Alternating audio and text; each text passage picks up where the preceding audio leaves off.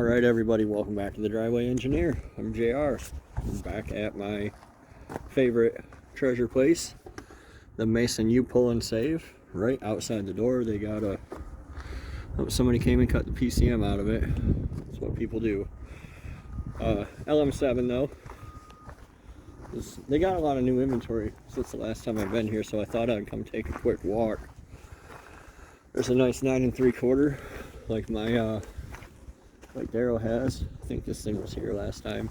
I'm actually here to wander through the import area and look for a intercooler for my Mercedes, my Toyota. It's bloody cold out today, but figured why not see what else we can see while we're out here. Nice 8.8, they're everywhere. We were just discussing that in the MeWe group of you know, what would you do? Let's see, what do we got here? 46. So that's a 373 with an open diff. Yeah, what would I do with a 10 bolt? And the answer is literally nothing, and I wouldn't be in a rush to change it. Like I tell people frequently, life's hard enough without going and looking for trouble. But well, at least they didn't cut that one. You get a whole harness with that LM7.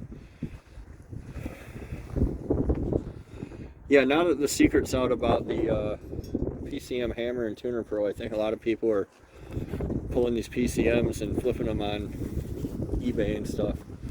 Joke's on them. There's more than one source for 411 PCMs.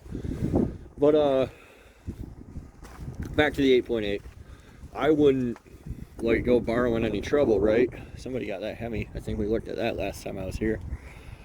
Radiator, smashed one too. I wouldn't go borrowing any trouble, you know, like I don't... A 10 bolt, if I had a 10 bolt that needed brake shoes, I would change it. I would just come and get a 8.8. Here's another one. Disc brakes, right? If a 10 bolt and need a brake shoes, here's one with disc brakes. That's a D46, so that one is a limited slip, 373. Yeah, you get the gear ratio you want. You get disc brakes. No matter what brackets you need, if you have to buy them all, let's say, for the hell of it. I buy a lot of brackets because it's not worth my time to stand around and cut and drill for hours and hours. So say I don't see how you could fail to swap an 8.8 into anything for less than 500 bucks. Like, it's just a thing. Like, you should just be able to do it for less than 500 bucks. I hope somebody took the motor out of this so I can take a look. They did. One of the things that people ask all the time. Oh, that's weird. One of the things people, it's got hydraulic mounts. Those are cool. That's what I have for my Toyota. But people ask all the time, like, how hard is it to LS swap something like this or something like this? And my answer would be, like, if you don't get hung up on, you know, like, just wire it standalone for starters, right? Use your whole truck harness and don't worry about the rest. And this is new enough that it has CAN, probably. But I'm okay. For the most part, your gauges, you get an RPM signal from the PCM, you get a speed signal from the transmission. The fuel gauge works on its own. Well, the fuel gauge is over there. Coolant temp sensor, it's wired by itself. You don't have to fuck around with it. I don't know why people think that it's like some kind of magic mystery run through the PCM. It's not. Same with this. And then somebody said something clever like, oh, well, you get dual zone climate control with a V8 car. Well, who the fuck cares, man? I'm trying to do burnouts, not make sure that my wife can be 2 degrees cooler than I am. Like, I don't give a shit about that. You fucking goofy. So yeah, if you just want something that is stock and you just put a Flowmaster on it, you rub it off at high school girls, then I guess buying one that's already that way may be the way to go. But for the rest of us trying to do burnouts, just wire the thing standalone. This Cadillac's been here for months. I haven't been out here in a while because their inventory wasn't turning over, but I saw on Facebook that they got like a bunch of new crap lately.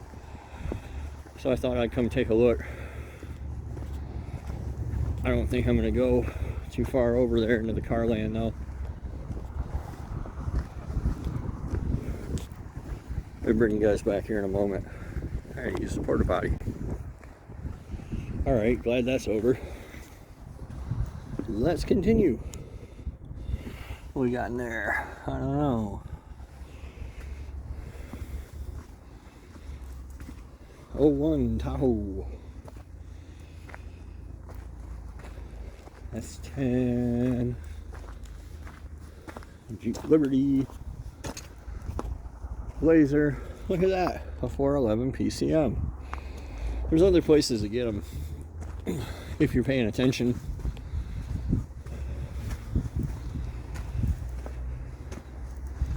My brother, I think you guys watched the last junkyard video probably. He wound up buying a Ranger, so how you doing? What do we got here? Oh, 3.9. And my brother wound up buying a Ranger, so no 4L60 build video will be coming. Let's see what we got here.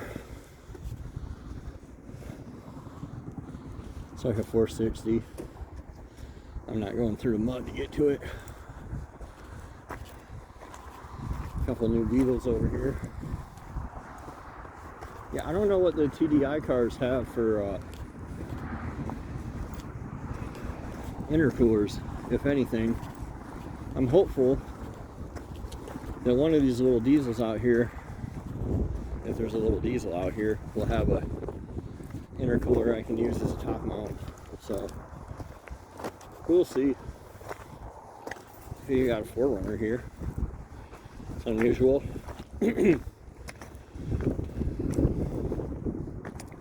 Ooh, she ran to the scene.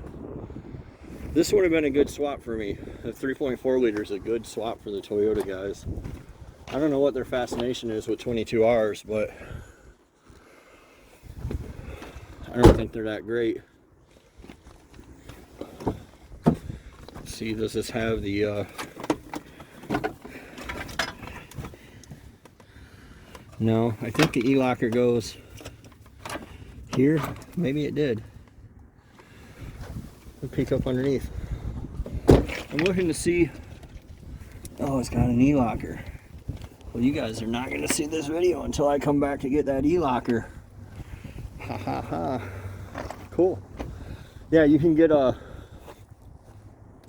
Back in the day, you used to be able to get e-lockers in all kinds of 4Runners. Like, it didn't have to be a TRD Pro Platinum Plus level 49 edition. You could get them in just a regular. You can just add it as a line item. I'm outside now, and I'm breathing heavy, and it's cold as hell. So I think I'm probably going to wrap the video up here. And of course, I'm not going to show you guys this video until I come back tomorrow and swipe that e-locker for myself, because my mama didn't raise no dummy. So I thank you guys for watching. I hope you enjoyed. I'm going to keep stomping around here looking for an intercooler if I can find one, which is seeming less and less likely all the time. But hopefully you enjoyed. Hopefully you learned something. Be sure to tune in next time, like and subscribe, and we'll see you on the Driveway Engineer.